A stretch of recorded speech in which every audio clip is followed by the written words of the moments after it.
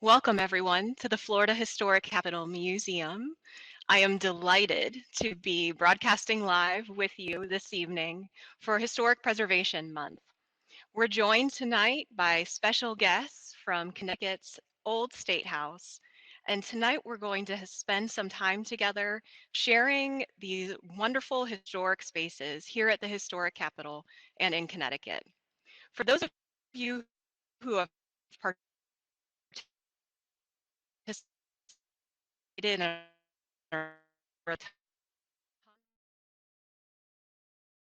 Good evening, everyone, and welcome to this joint program with our friends in Florida. We're really excited to have you with us. Unfortunately, we're having a little bit of technical difficulty, so we're going to get started with this part of the program.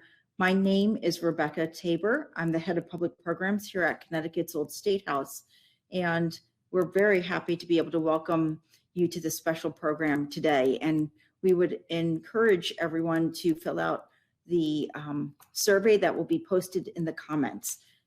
And so we hope to get your feedback on that. But we're really excited to be the first partnering with our friends in Florida. And so it's great to have you all with us today. So I'm going to get the program started and share a little bit about our museum here in Hartford, Connecticut.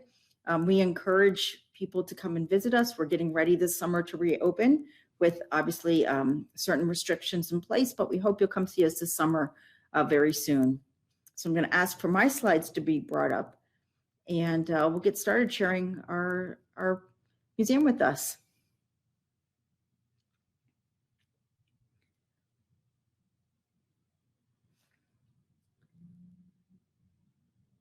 There we go. So you'll hear a couple of names this evening. We work at Connecticut's Old State House. We are part of the Connecticut Democracy Center. And so we also have other initiatives under that umbrella. And so tonight I'd really like to focus on the Old State House. It's kind of a perfect time, if you could go to our next slide, Allie.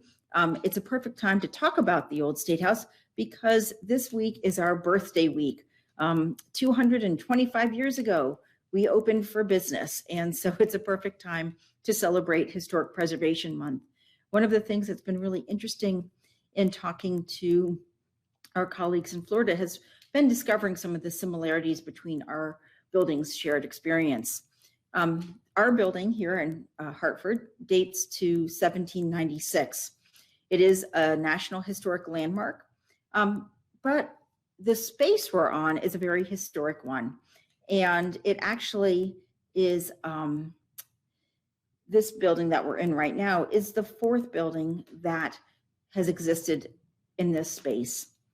And we're gonna share a little bit about the story of how we came to be and how our building came to be saved. As Tiffany mentioned, May is Historic Preservation Month. And so it really is a great time to talk about our building. Okay, we'll go on to the next one, Allie. So as I mentioned, this is the fourth building at this site. The first two buildings were meeting houses because, and I should start off by saying that prior to European settlement, obviously this area was settled by Native Americans, including the Pequot tribe. There were two meeting houses shortly after settlers led by Thomas Hooker came to this area. And one was a very early log kind of structure and then replaced by a 1640 meeting house. This meeting house was built on high ground. We're on a little bit of a hill and overlooking the Connecticut River. And the meeting house was used for a variety of uses, including both secular and religious. Well, as things got started with the colony of Connecticut, a new building was needed. And so we moved, in 1720, the first state house was constructed.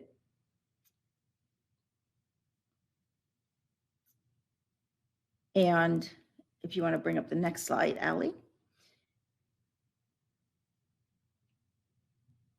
So the first state house was constructed in 1720. This was used, and I should pause to say, sometimes when visitors come to see us, they're rather amused because here in Connecticut, which is, of course, one of the smaller states in the United States, we had two capitals here in Connecticut because the Connecticut colony started originally, and then there was the New Haven colony, and eventually those colonies came together. But it was kind of a political deal, I think, in that there were two capitals. And so it started off first, it was a seasonal change, and then it became an every other year thing.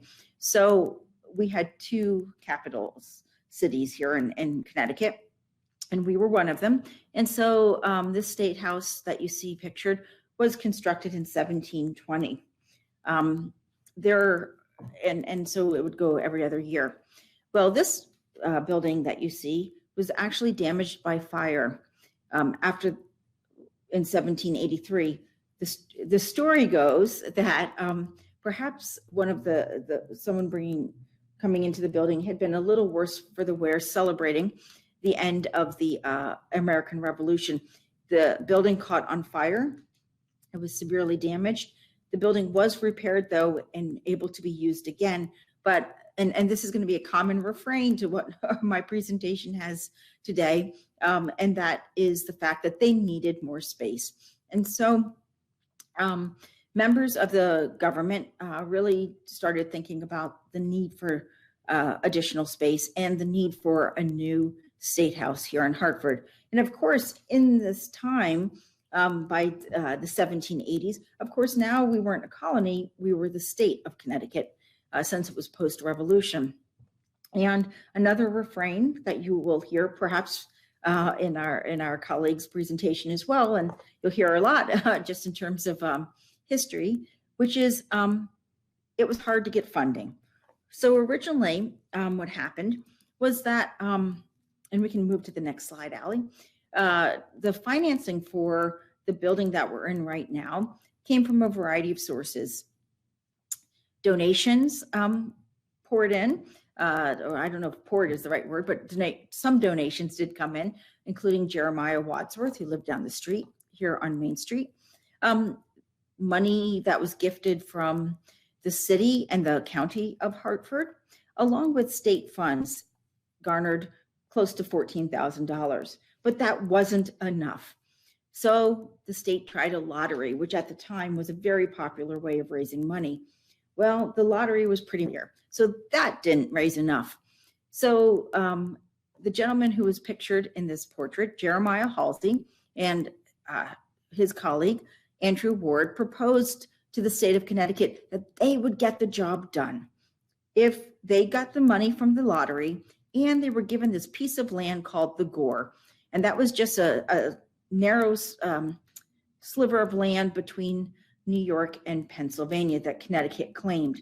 Now, that was a kind of tenuous claim, but the state of Connecticut agreed to this. And the deal was that Halsey and Ward would get this land if they got the project done in 2 years.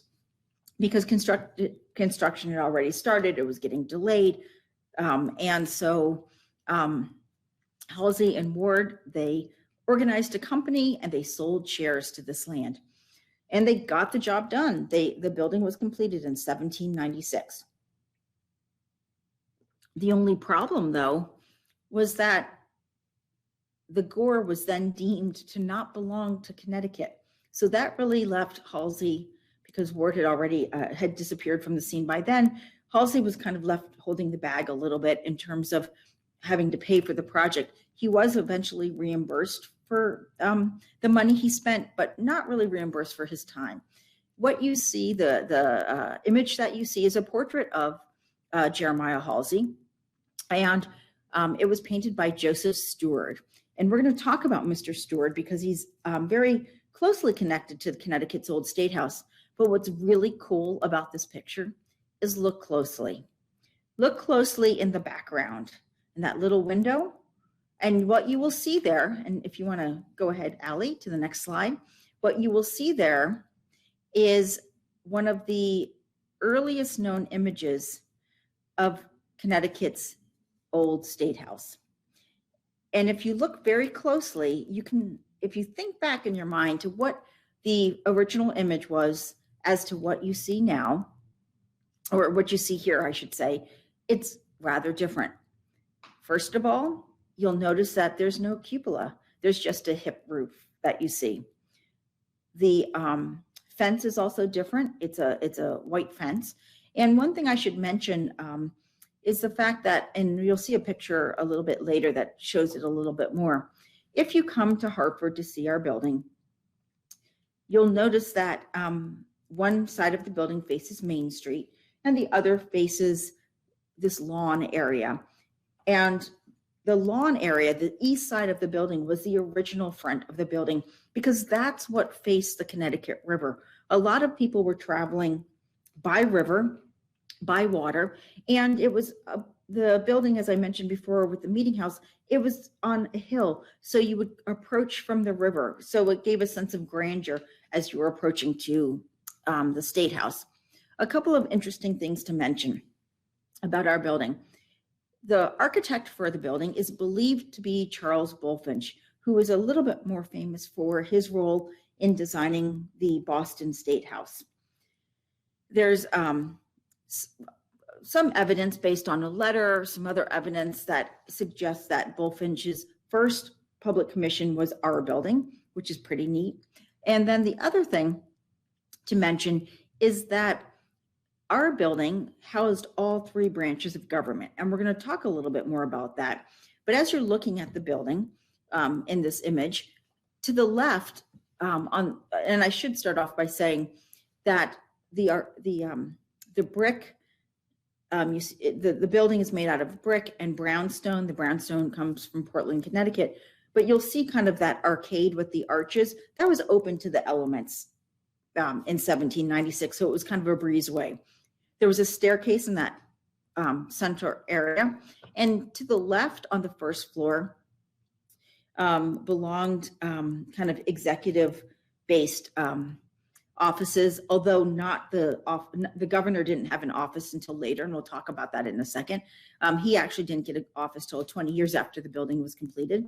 To the right was a courtroom, and so this building was known to many people as the court, not just the State House, but the courthouse.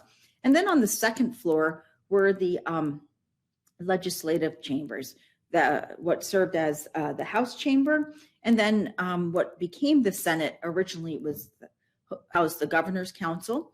And then on the third floor were additional offices and committee rooms that were also used by other folks as well, which we'll talk about in a second. So this is the oldest known image of our building. And we're going to move ahead now into the 1830s. And, you know, like all buildings change over time when they're being used. Think about your own home and the changes you make. And so now we've moved to an image that dates from the 1830s. You can already see a few things that are different. The building has been painted white. I always call this, and this is my own view, and is that in the 1830s, this building was Greekified because as it was first constructed, it was very much a classical style federal building with brick. It was very restrained in ornamentation, but styles change. And so by the first quarter of the 1800s, Greek revival became all the style because Greece was a country to emulate because they had a history of democracy. So rather than rebuild the State House, which had been a really expensive prospect, it was updated and modified. And so you can see that it's been painted. You can also see a few other changes that were made. A balustrade, which is really just kind of a fancy word for that kind of fence on the top, was added along with urns. And then a cupola, again, a fancy term for a tower. And we have a clock tower and a statue of justice. And so those were the changes made. And you can also see the other thing that's kind of cool when you come to visit us, which is we still kind of have the same footprint. That lawn on the east side is pretty much the same size and shape as it was in this image. And we have a reproduction fence based on this image. So if we could go to our next slide, you can see a close-up of some of the details that were added in the 1820s. So this just shows a close-up of our cupola, which was restored a few years ago. We'll talk about that.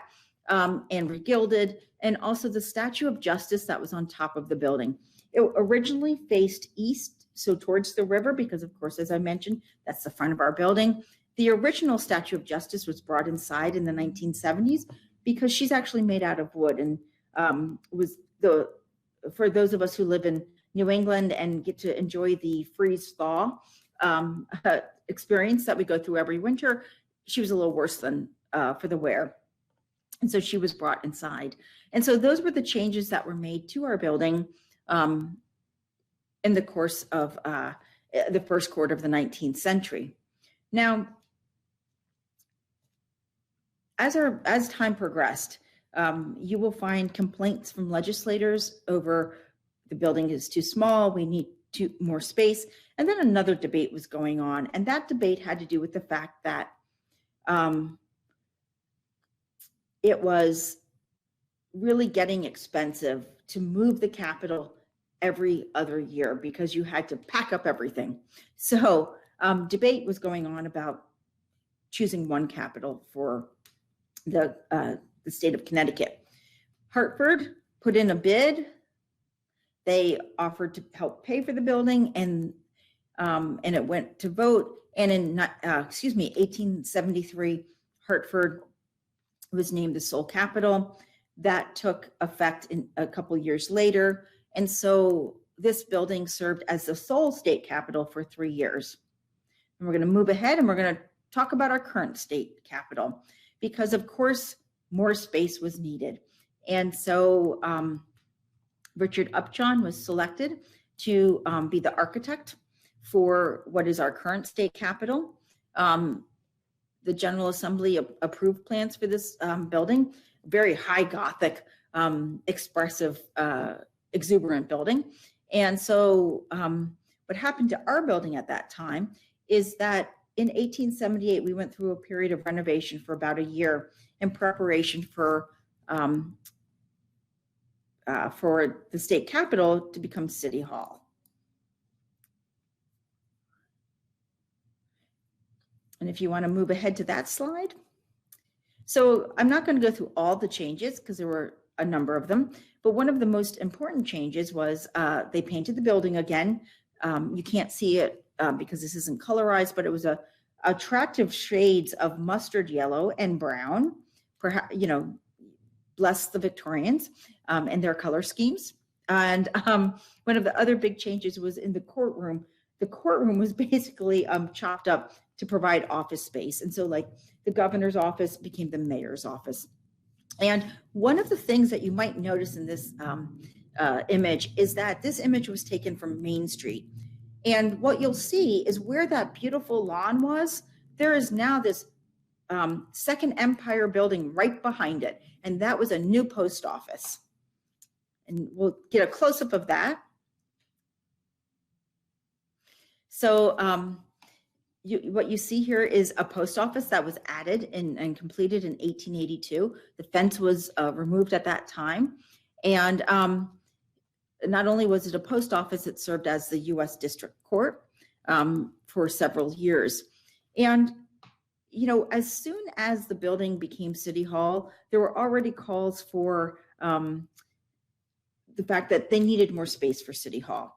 So this is when we hit the part of the story where the future of the old State House, or what we call now the old State House, became iffy.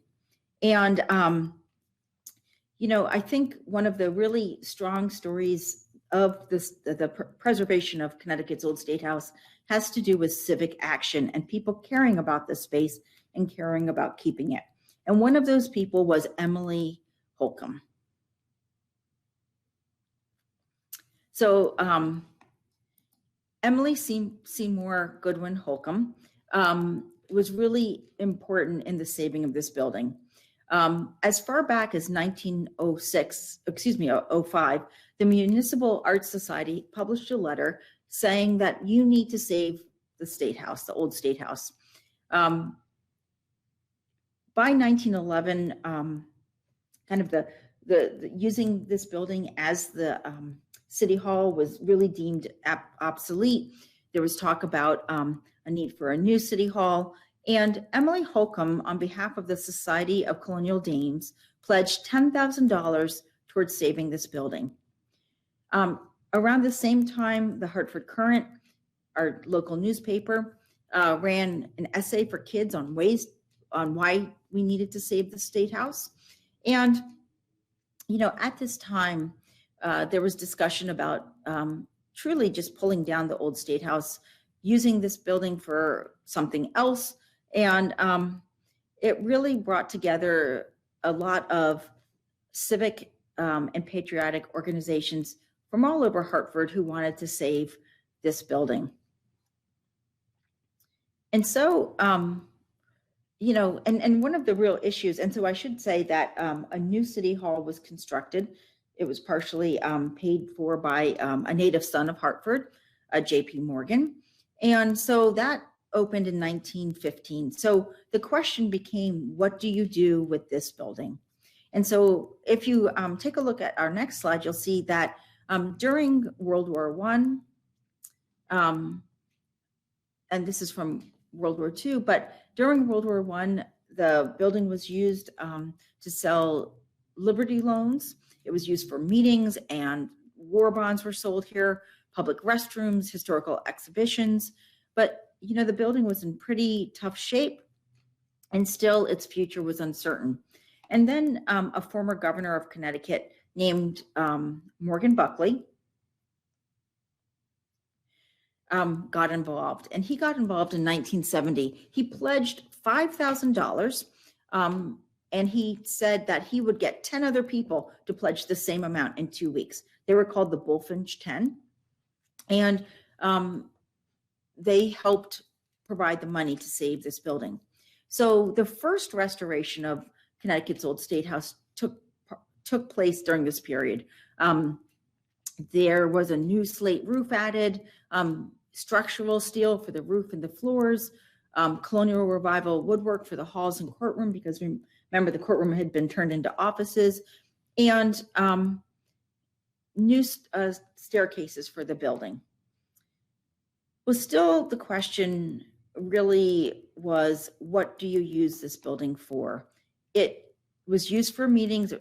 As I said, war bonds were sold here, public restrooms, historical exhibitions, but what would the purpose of this building be? And if you take a look at this beautiful image, it's a postcard from the 1930s and circa the 1930s, you can see what downtown Hartford looked at that time.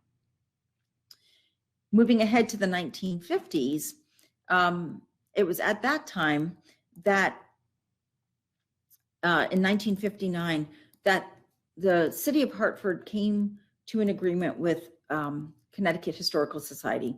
And they signed an agreement that the building would be owned and maintained by the city, but managed by the Connecticut Historical Society. And this image is particularly fun to look at because those of you who are familiar with the Isle of Safety, which used to exist here. Well, that arrangement worked pretty well until 1975. And let's guess what happened at that point. Well, the building was in danger again because in 1975, the city eliminated funds in their budget for this building. So at that point, the building was once again under threat to either be turned into a restaurant or torn down to use as a parking lot. And again, people stepped up and stepped in to help. Bill Foudy, who is pictured here, the late Bill Foudy, was instrumental in rallying people to help form the Old State House Historical Society. And they raised ultimately $12 million to restore the Old State House. A museum was formed here in the 1970s. The restoration, of course, it took a lot of time to raise that much money. The restoration took place between 1991. The building reopened on its 200th anniversary, which was 1996. And it was what you see here, and I know I'm running a little over, so I'm gonna try to wrap it up quickly. But what happened, and we're gonna talk a little bit about how this building was restored, but you see a great picture of Bill in front of the Old State House. At this point, the building was restored to what it looks like today. And so I want to kind of take you on a quick tour of what you'll see when you come to visit us. So the House of Representatives chamber was restored to more of a Victorian era feel, and really kind of the period of transition between the building being the State House to becoming City Hall. So this does have a very,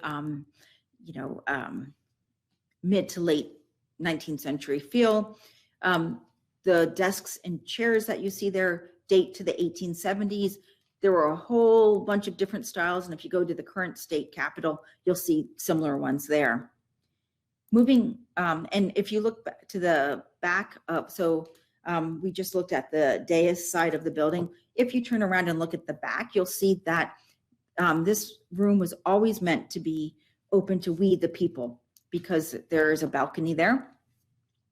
If you traipse across the hall to the Senate chamber, you'll see that this room was really restored to the federal style with the exuberant yellow. This particular room has changed its purpose because here in Connecticut, initially the governor of Connecticut had very little power. They truly were almost ceremonial and really didn't have the power of veto until the new state constitution of 1818. And it was in 1820 when they finally got their office in the building. But one of the things I love about the Senate chamber is this wonderful original portrait of George Washington, which was done by Gilbert Stuart. And the portrait really was done as a memorial to President Washington. He died in 1799, and this was hung in the Senate chamber in 1802. And this is the Lansdowne version of Gilbert Stuart portrait. Now, moving to our next slide, you can see something that was added very early in our history, which was the Cabinet of Curiosities. Remember that picture we looked at, that portrait we looked at of Jeremiah Halsey? Well, it was done by a man named Joseph Stewart. And Joseph Stewart asked for permission shortly after the building was opened to first open a painting gallery, because he made his living as a painter, but then to open a Cabinet of Curiosities. And so as part of that restoration with Bill Foudy, this was done, this recreation of Stewart's Museum was done. Originally, it was on the 3rd floor. Today, it's on the 2nd floor. But luckily, Stewart had published what you could come and see in his museum. So that made it very handy for doing a restoration.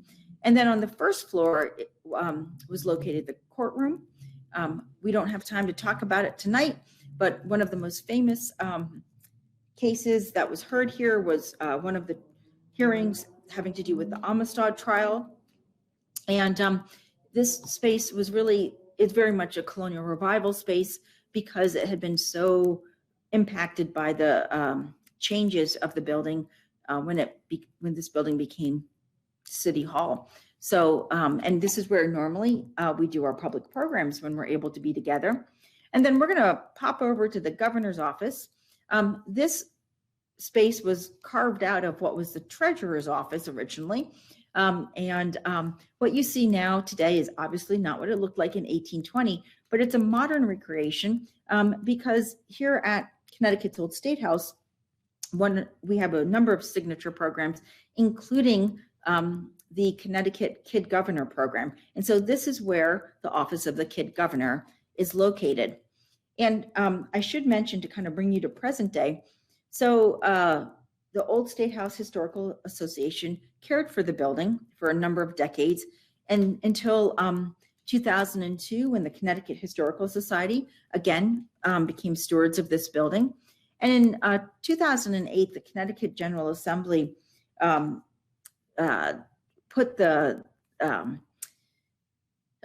made an arrangement, an agreement after putting the contract out to bid with the organization that we work with, the Connecticut Democracy Center. And so we assumed stewardship for this building in 2009. And I should say we run the public programs and school programs here. The state of Connecticut cares for this building. And in that time, and moving ahead with that, in that time, just now it seems like yesterday, but it was actually 5 years ago in 2016, the state of Connecticut funded the restoration of the cupola and the gold dome and the Statue of Justice. At that point, when they were doing the work, the gold was, the gilt was really holding on by a hair's breadth because it was so compromised. So they restored that. And as some of these changes have gone forward, people have come in. We had some other repair work done over the years. And in our work today at Connecticut's Old State House, moving on to the next slide. So as I mentioned, I work for the Connecticut Democracy Center. And so we have worked in this building since 2008, 2009. And we do a lot of things here. We do school groups. You can see one of our students participating in our 3 branches of state government program. Actually 2 pictures of students.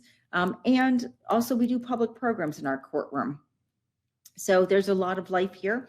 We hope you'll come to see us soon and look forward to welcoming you in person. So I know I went a little bit over my time. My apologies to my colleagues. I think those of us who love history, we get so excited about our buildings, and there's so many stories we could tell. So I'm going to hand it back over to Tiffany, and I look forward to learning about the State House in Florida. Thank you so much, Rebecca. And I definitely understand being super excited about your building and having to figure out how to cut the story down. I think that's the great thing about tonight's tours, is that it's really a teaser. So what we're trying to do is introduce you to these special spaces and hoping that you'll come back and join us for a bit more. I'm in the House chamber now here at the Historic Capitol. And as you can see behind me, we also have a portrait of George Washington. We'll probably talk about that a little bit later in some conversation. So I'm just going to get into my PowerPoint as well, so that we can, get back to chatting with each other and getting into the really fun stuff. So the first thing that you see tonight on my PowerPoint is the Historic Capitol Museum as it looks today. It's been restored to its 1902 appearance, and behind us, if you can see in the background, is a tower structure, and that is actually our working Capitol. So we were the working Capitol for about 130 years, and then a decision was made to build a new building. And I'll tell you more about that as we go through the slides, but very similar stories I think you'll find tonight as I give the history of our building and as we kind of chat together between the Connecticut State House and the Historic Capitol. And so I think that capitals in general, which going to my next slide, okay.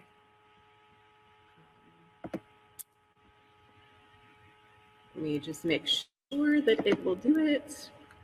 Okay. On my next slide that you should see is a collection, actually, of all of the 50 working capitals. And we love to use this particular image in our building, not only for exhibit purposes, but for connection purposes with visitors. I don't know about you, but there have been many, many people who feel an affinity for buildings that look like this, that have a dome. Not in every instance. There are, 4 capitals that are tower capitals. But there is a feeling, I think, when individuals see structures like this with columns and domes that invoke a sense of civic participation. And so we like to share these structures and just kind of chat with the visitors about why they feel compelled to visit them, for example, on a 50 capital quest. And so I just wanted to show that. So in this slide, you see what is actually the first 2 sort of capitals that were here in Tallahassee. And so what you'll see is a log cabin structure. It's hand-hewn logs, kind of an impermanent capital structure that was part of territorial, Florida. And then on the other slide, you see a slightly more permanent structure, also kind of in process. Essentially, it looks like a building maybe that might be added onto, and that was really the plan originally for that structure. But by the time it was the 1830s and Florida was starting to transition to becoming a state, which they would in 1845, the residents of Tallahassee, the leaders in the territory at the time, went to the federal government and said, what we have in Tallahassee is simply inadequate as a government structure. And so what we need to do is to receive, hopefully, a congressional appropriation to help us build a more permanent structure. And they did receive an initial appropriation of $20,000 in 1838. They completed part of the very first Capitol building on this exact site that we are at today, and they got it about halfway done. There were 2 hurricanes, they weren't able to complete the roof, and there were a lot of issues. And so on this slide, you see kind of a timeline of the building, and unlike what Rebecca mentioned, which is that the footprint of the building is largely the same for the old Connecticut State House, our footprint changed over the years. And so this is the primary story that we share with visitors when they come to the museum about our biggest collection artifact, which is the building itself. And so on the screen, you will see kind of the footprint timeline, and that upper picture is the completed 1845 building. That structure was 3 stories, about 20,000 square feet. When I bring visitors into the space and talk about the size of that, I tell them to imagine, the grocery section of a super Walmart. So all of Florida's government is housed in this space at that point. As you can imagine, that was not adequate for a growing state. And so almost immediately there are issues where they're renting out spaces in downtown and looking at changes that are needed for the building. A few minor changes are done in the 1890s, including the addition of a small cupola at the top of the structure, which you can actually see in that upper photo there, the little tiny cupola. But the building still is inadequate. So by 1902, significant changes are needed for the building. And that 1902 footprint reflects that lower photograph and the changes that were made in that year. Governor William Sherman Jennings oversaw the project. It cost about $75,000, and the expansions to the building included a wing to the north and the south, and then also the iconic dome was added.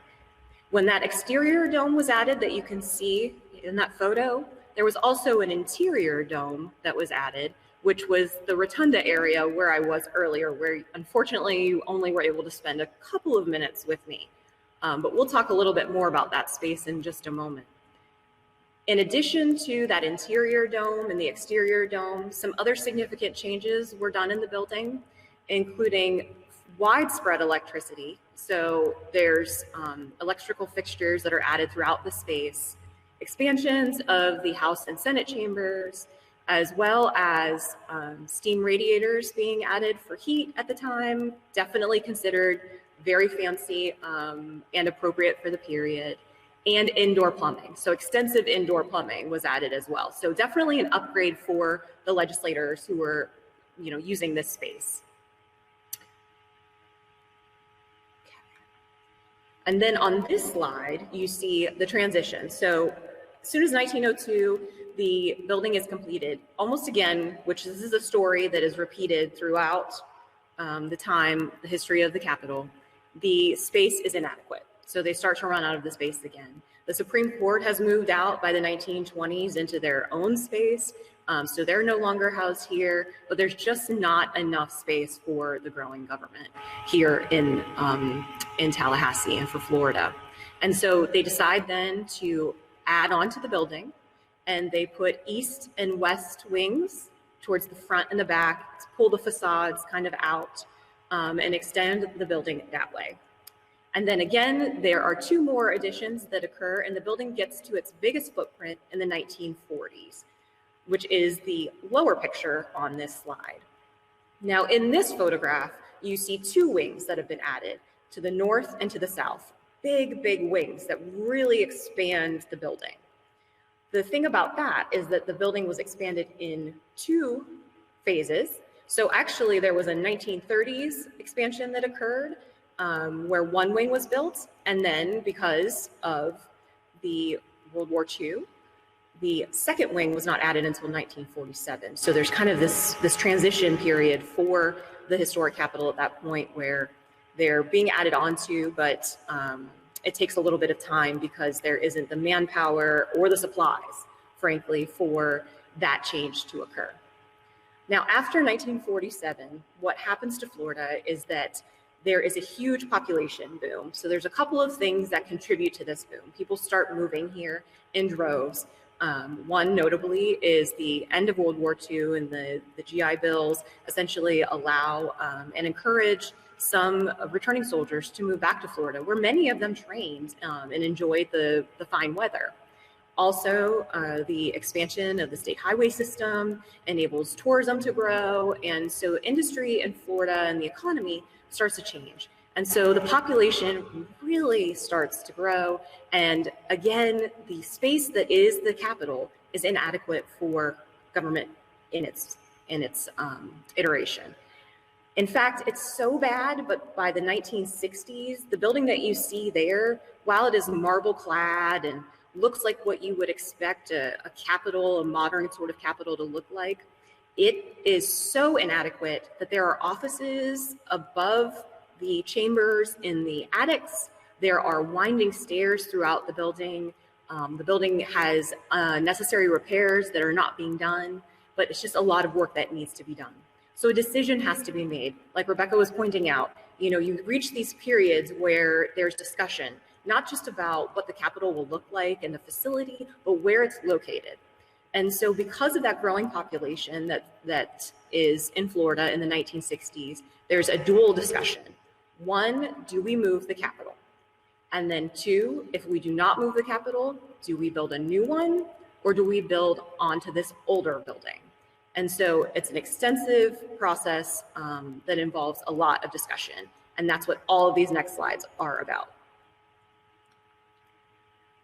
What they decide to do ultimately is not move the Capitol from here to Orlando, for example, or South Florida. They decide to instead invest in the Tallahassee area and in state government here. And not only are they going to invest in it, they're going to spend millions of dollars expanding the footprint of the Capitol complex by building a brand new Capitol, abandoning essentially the older building. This involves a lot of discussion. They hire Edward Durrell Stone, who is a famous brutalist architect. And I will tell you this, when I give tours of the historic Capitol, when we do curators tours in the evenings, I always sort of laugh because I become an Edward Durrell Stone apologist, essentially. He was a brutalist architect. His designs are very different than what we consider a Capitol. Remember those images I showed you earlier with the domes and the Federalist and classical architecture? Completely different than that. Picture Radio City Music Hall. Picture the Kennedy Center in DC. Poured concrete, clean lines, very angular, modern look. And that is who they hire to build the new building. So this is just one of many alternatives, what they call design alternatives for the Capitol Complex project that went through this process of review with the Capitol Planning Commission. So not only do you have an architect who has ideas about how things should look, you have a panel of people who are making the decision. So if you've ever redone your bathroom and maybe needed to pick out the sink or the mirror that was going to go up, and you had a family member that had to make the decision with you, think about how hard that was. Multiply that times 3, and then add in a famous architect. And it is a very complicated process. So we love to share these design alternatives and some of the different things that they use. And these next artifacts are a great example of the process. So not only are we talking about architecture with this story, we're talking kind of about the political and civic process and how decisions are made in government. So this is one of the models that was designed to be part of the process. This is one of the complete models. What you may notice is that there are some separate pieces, and they function in the way that you think they would. Let me show you the next slide. Now, this slide shows you sections of the model removed. And the reason for that is, again, imagine that you're swapping out the different paint colors in your kitchen. You want to sometimes hold them up, right, to see how they're going to look. And so when you have lots of options and you're spending a lot of money, you want to be sure about it. So they designed these models, which we have on display, and you can see here at the Historic Capitol, to have pieces that swap in and out, almost like little Legos. So in this particular instance, what you're seeing is the completed Capitol complex minus the kind of front section, which would include the Historic Capitol as it does today. So you're seeing the two office buildings. Those are the kind of front towards the top of the photo structures. So that would be the House and the Senate. And then you see the kind of little domes. Those are the two chambers. And then the Executive Office Tower, which is in the middle, which is where the governor's offices are, some legislators' offices, as well as the cabinet members. So when they're trying to decide how it's going to look, Edward Durell Stone has a plan. His plan essentially is to tear down the ugly and old historic Capitol building because it is going to mar the beautiful view of his building as you drive up Appalachian Parkway. And so here's just a few options of the approaches as you were driving up Appalachian Parkway. So you might see, for example, a reflecting pool, whether it be circle or rectangular. In the other option, it's just a drive up, essentially where Monroe Street and Appalachian Parkway meet, sort of like it is today. In this version as well, you see again some options for water features. Again, very modern. He wanted it to be a complement to his building, not mar the facade. At the very top, the one there is really interesting to us because what's very clear about that water feature is that it traces the footprint of the existing building and replicates it in some way, but doesn't, again, hide the facade of his building. So after all of those design discussions, ultimately what they decided to do is move forward with building the complex. But what they don't do at that point is make a decision about the historic Capitol. One of the reasons why they don't is that you can see here in this photo and more clearly later that they can need to continue to use the building for offices while the new buildings are being built. I like this photo because it shows how much clearing had to happen in order for the new Capitol to be built behind the historic Capitol. That building that you see at the very top of the photo is the Supreme Court building. And so between those two now is the Executive Office Tower, which is 22 stories above ground. This just shows you a little bit more of the new Capitol as it was being built around the historic Capitol building. As you can see, it was a very intensive project because not only were they building up, they had to build down. So the parking garages, for example, had to be put into place, and you can see the concrete pilings for it. Individuals who worked, staff members who worked in the historic Capitol at the time while this was going on around them said that the building would shake and that you could feel like the jackhammering. And we can attest to that due to the recent projects that have happened here in the last few years as they upgrade the Capitol complex again. So just imagine the kind of impact that this would have on an 1845 building inside of a 1902 building with pieces of the 20s and the 40s all attached to it, and the new structure attached as well eventually. So this is how they end up. When they finish the new Capitol, and they've moved pretty much everyone out of the old Capitol into the new structure, this is what the building looks like. The two arrows that you see there show, again, the two bridges where the old Capitol is attached to the new Capitol. So not only, we used to say that the buildings almost touched, which they did with the roof lines, but they were connected to each other. So a lot of impact on this existing building that was already in disrepair and needed a lot of love. And so again, they finished the project. They managed not to have to make a final decision. And so this is in the 1970s. And so everything really comes to a head in 1978. So they host the ribbon cutting ceremony for the new Capitol complex. Everyone is supposed to have moved out. And there's still this discussion about what are they going to do. They can't keep the building as it was with that large footprint. Because the two buildings are almost touching each other, the access to the building is not adequate. You can't get security and emergency vehicles into the courtyard area. The building is in disrepair, so something needs to happen. The people of Florida, when they heard that there was going to be the potential to lose this building, sort of the same way it happened with the old State House in Connecticut, when there's this threat to the building, the people of Florida, organizations around Florida, and legislators respond and say, no, we are not comfortable with this historic structure being torn down, and instead we need to do something to save it. And so there's a period of years where lawsuits are filed to try to stop the demolition of the building, to examine the appropriations that are being done for this complex. Like, the question at hand is whether or not you can use appropriations for demolition or for building. You know, there's some discussion about issues like that. And so things start to really come to a head. And this is one of our favorite photographs, and it kind of really explains the response to the building. This is eventual US Senator Bill Nelson, who has basically said publicly that he would put himself in front of the first bulldozer that would be sent to knock down the building. And in response to that, 2 other legislators sent this toy bulldozer down the aisle of the chamber, and he ceremonially put himself down in front of it. But this is the kind of discussion that is happening. So the discussion is happening in the legislature and among the citizens of Florida.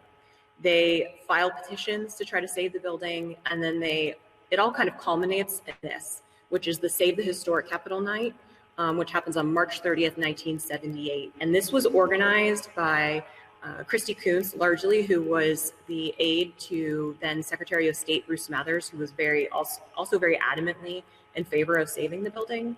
And on this night, they invited the citizens of Florida to come in and imagine what could be in this space. So you have the Commissioner of Agriculture is pouring orange juice in his office. You have the Comptroller, the Treasurer, he is showing off the vault that's in the building. And you have tours that are happening. There are displays that are put up. You know, could it be a museum? They start thinking about. And so they decide then to really put it forward. Petitions are draped throughout the building, showing the physical support from Floridians. And when they make the decision then to save the building, they have to decide what it is going to look like. And so that is the next decision that's then made. So all of those design processes that occur related to the building of the new Capitol then happen and are debated as it relates to the historic Capitol. So they know that they can't keep it in its 1947 footprint because that's the biggest one and it's inadequate. And then they talk about going back to 1845 because it's a smaller footprint. But they ultimately decide to restore it to 1902. And there's a few reasons for that. One is the iconic dome that you see here in the restoration architect drawings. But another significant reason is that's the last time that all 3 branches of Florida's government were housed in this space. Again, like the State House, we can interpret all 3 branches of government here because we have 3 restored, really 4 restored areas for the House and the Senate, the chambers, like I'm in tonight, the governor's suite, and the Supreme Court. So that's one of the decisions. So they decide then to start restoring. And it's a restoration that's unusual because it's a restoration by demolition. This is just one of the architectural drawings from the restoration process. They are very detailed and involved. They have paint analysis, a very extensive paint schedule, down to the shade of gray. I think we have 8 grays that you can choose from in the building, and we know it for every single door, every single ledge. And I think there's 3 whites in the building. So a lot of different colors to choose from, but very, very precise preservation work. And I'll highlight 2 stories from that tonight.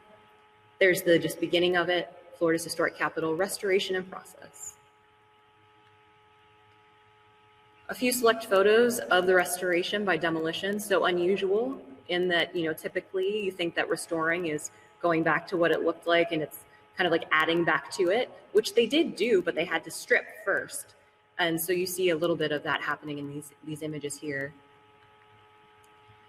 So the restoration story is interesting because there were no known floor plans, architectural drawings for the 1902 building. So when they made the decision to go back to 1902, they knew that it was going to be an exploratory restoration process. They were literally going to have to come in, knock down walls, scrape the paint, and get into the archives and try to recreate what was in this building. And so there are a couple of really amazing preservation stories. I'm going to share 2 tonight. One relates to this photograph that you see here. This is a photograph of Commissioner McLinn. He was the Commissioner of Agriculture, and he laid in state in this building, and his family provided this photograph, this single photograph, which enabled our staircase to be reproduced to the state that it looks today from 1902. There. Which is like, it sets the tone for the building. You walk in the building and there's the staircase. And so we talk about that a lot too. You know, if we didn't have this historic material, you know, the building would feel completely different if we didn't have these few preservation stories that kind of came out. Another one relates to what's in these little bags. They look unassuming in that state. Those are pieces of glass. And the story related to that is, again, in the Rotunda where I was with you earlier, we have an art glass dome. And in 1902, there was also the dome. By the 1910s, because it had leaked so much in the building from the dome, which, by the way, don't ever put a dome on your building if you're like building a house and you're thinking, oh, I really want to class it up. I got to put a dome on it. Don't put a dome on it. It's a very hard structure to maintain because of the curving lines, and it's a hard envelope to seal. So maybe reconsider that. But so they put the dome on, and almost immediately it begins leaking. And there's rumors even of, you know, posters or reports where legislators are saying, you know, showers and baths, you know, courtesy of William S. Jennings, so Governor Jennings, because he puts the dome on the building. So because it was leaking, they cap it over and they remove it in the later period. When they go to do the restoration, the architects and the historic preservationists know that this dome existed, but they don't know what it looked like. So they're digging around in the building, as they're going to do. Like I said, it was an investigatory restoration process. So they're up in the attic and they look down into the walls of the building. Sometimes plans are left in the walls of the building. Well, while they're looking into the wall of the building, they discover that something is kind of like sparkly, and there's something that is like kind of shining back at them. So they come down from the attic and go to the wall and put a hole into it, and then they remove what they've seen from above. And what they had found was 100 pounds, over 100 pounds of broken stained glass. Instead of removing that construction debris from the building, the folks who destroyed the dome to replace it instead threw it in the walls of the building, and it was found during the restoration process. Because it was all of those little pieces, it had to be put back together like a puzzle. They were able to determine what the pattern was. This is one of the samples of it, the pattern, the final pattern. And then they had a reproduction made and installed. You can see this here, this is from within space, where it's being crafted, I should say. And then that's how it looks today. So if you would have looked straight up with me earlier when we were in the Rotunda, that's what you would have seen. So we're restored to 1902, and these are the restored spaces. We have thematic exhibits throughout the building, focusing on all sorts of different political history, times and moments for Florida, but these are our 4 signature spaces. Up in the corner you will see the governor's suite. Then in the opposite corner, that is the Supreme Court, the Senate chamber, and then you can see the George Washington portrait and the pink ceilings. That's where I am tonight, in the House chamber. We also have a temporary exhibit space where we share exhibits like Smithsonian's Voices and Votes, Democracy in America, which was a Museum on Main Street exhibit that we were hosting earlier in the year. And this program and others are tied to that exhibit as we look at democracy and principles of democracy and sites of democracy where citizens come to participate in the process. And related to that, this final photo that you see tonight is representative of this building's frequent use as the symbolic seat of Florida's government. So while the new Capitol and working Capitol building is behind us, the tower structure, the executive office tower, many times officials use our building, and the citizens of Florida use this space as the backdrop for their participation in the civic process. This is just one of the instances. This is Governor DeSantis's inauguration ceremony. And that happens here in front of this building. And so I just wanted to share that with you. But it's a space that is living and breathing. It is used by thousands of school children every year for educational reasons. It's used by citizens of Florida to participate in the civic process. And what we hope we really do is to connect those two by educating our visitors about how Florida's political processes work and to get them comfortable in the spaces here in the Capitol complex. They then return and can imagine themselves returning someday, perhaps serving as a legislator or advocating for a bill or participating in the process in some other way. And so it's really a great example of how our dual roles are tied together. So I think that is it for me. So we can stop sharing the PowerPoint and instead now start chatting with each other. If anyone has any questions. So I'm going to jump in. My name is Allie. I'm a museum educator at the Connecticut Democracy Center at Connecticut's Old State House, and I'm just going to pull up a couple questions that we've collected. So the first one that stands out to me is, could each of you speak of any differences or similarities that stand out to you after hearing about the other state's Capitol building? And again, thank you so much, both Rebecca and Tiffany, for your time tonight. Both presentations were really interesting. Well, I want to definitely get on a plane and come to Florida and check this out. So I'm hoping maybe someday I'll get down there.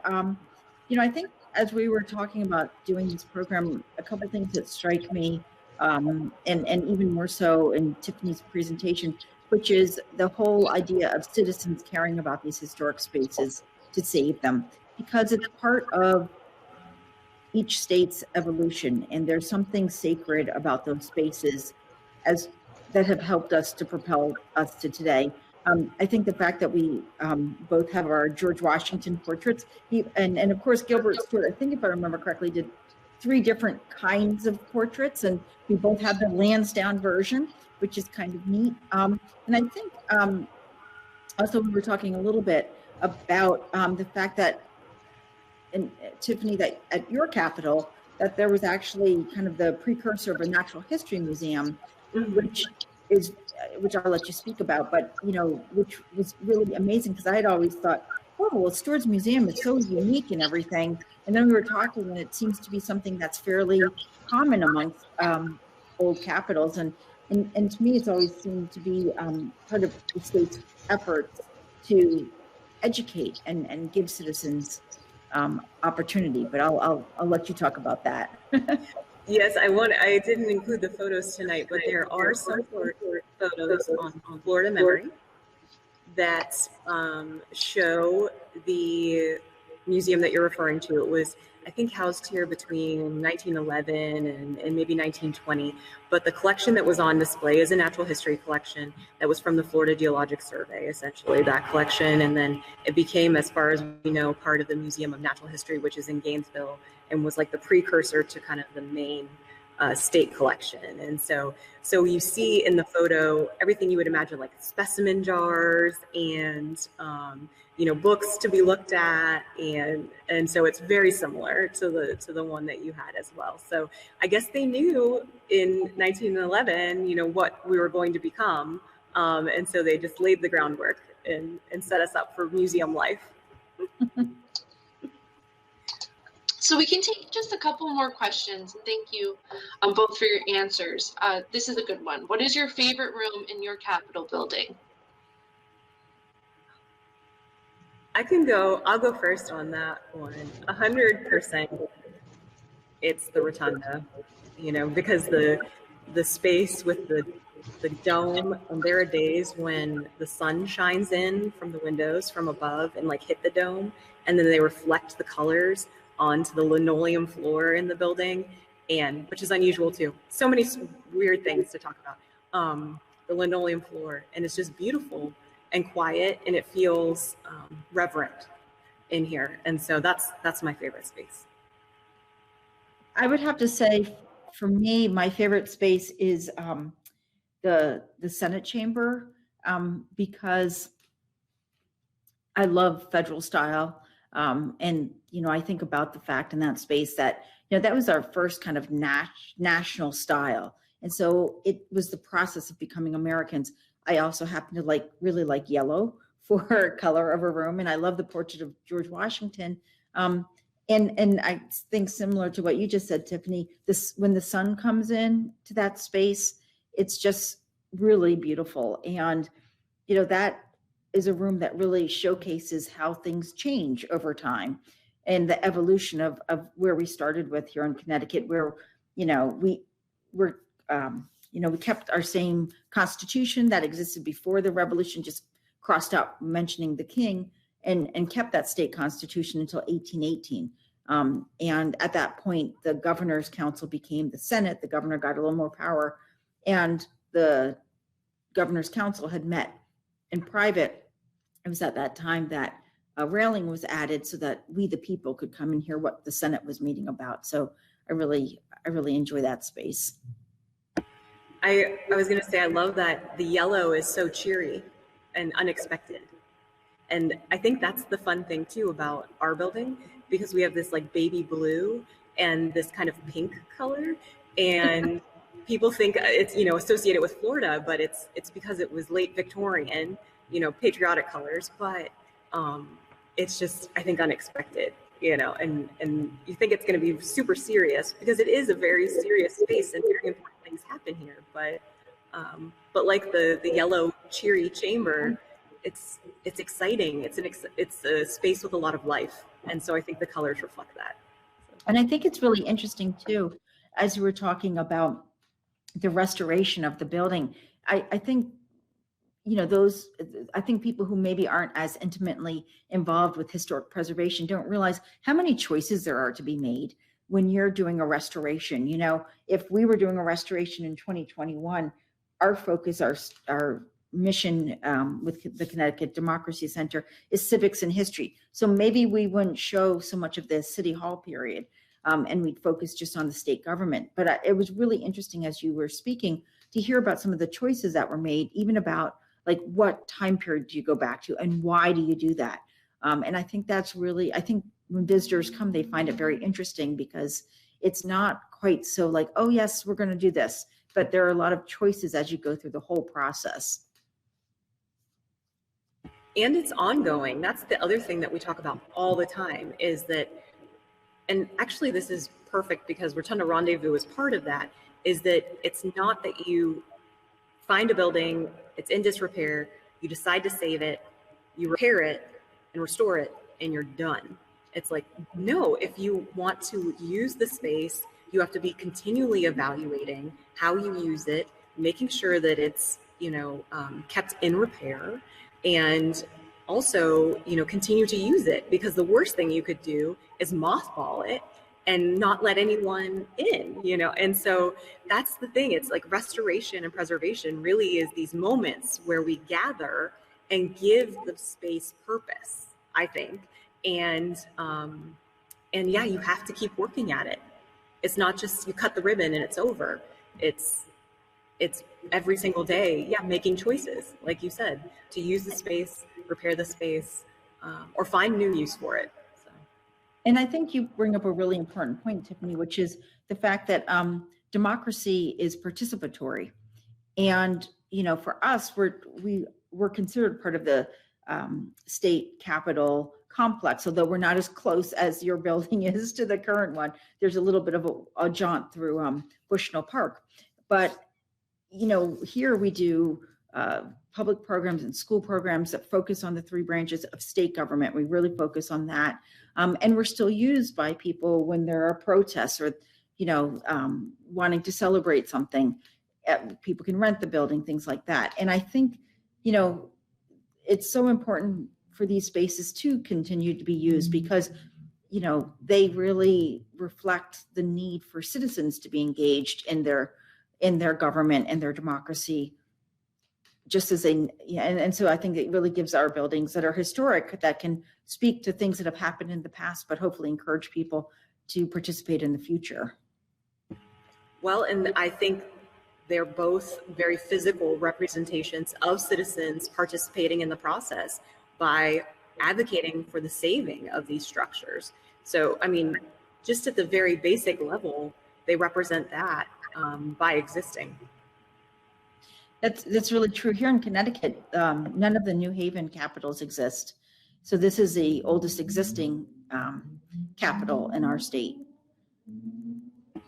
The one thing I will say that we're very lucky about with the restoration process, and actually the way that they, used the building over the years, is that as they added on, they saved that core structure. So when we have projects every so often, that structure is revealed to us and we have the opportunity to gather information or share it with the public.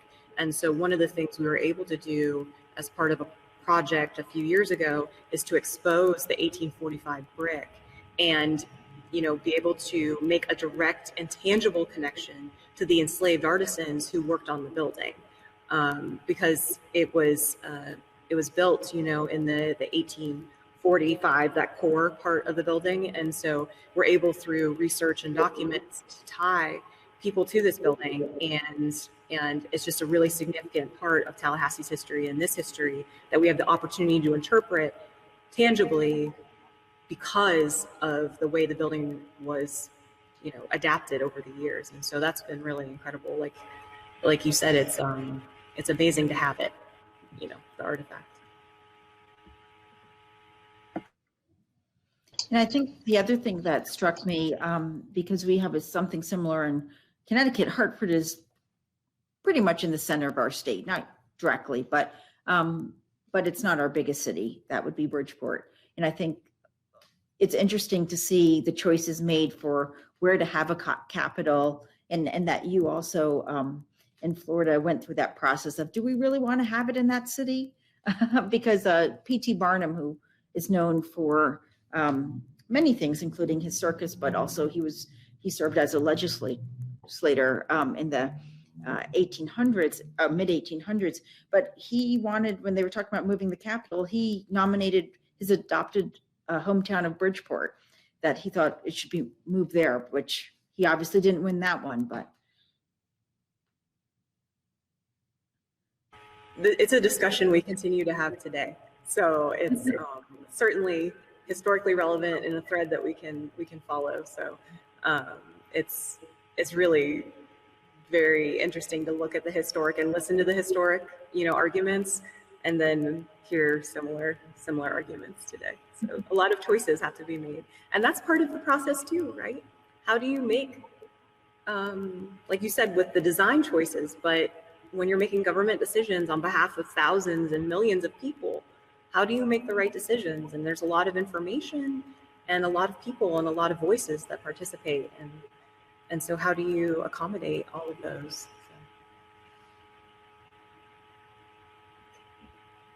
Well, thank you both so much. You definitely hit on a couple other topics that were brought up in some of the questions, specifically how both Tallahassee and Hartford came to be the capitals. And Tiffany, I loved what you said about the importance of historic preservation and ongoing historic preservation, and the importance of keeping the old buildings and also using them in different ways.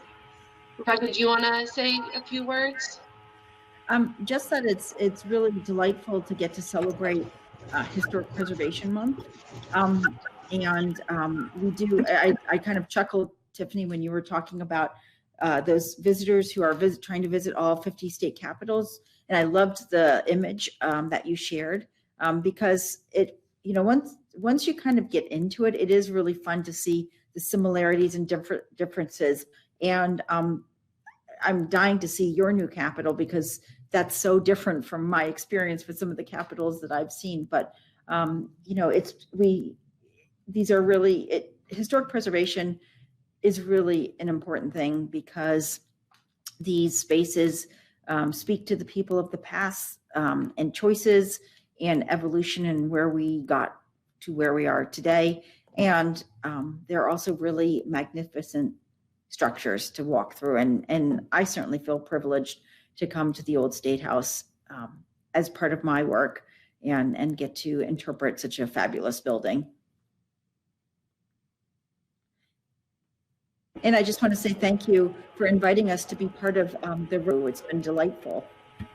Yes, thank you so much. It's been wonderful, and it's so fun to see other people's spaces and experience them together. And thank you for doing it. I really enjoyed it.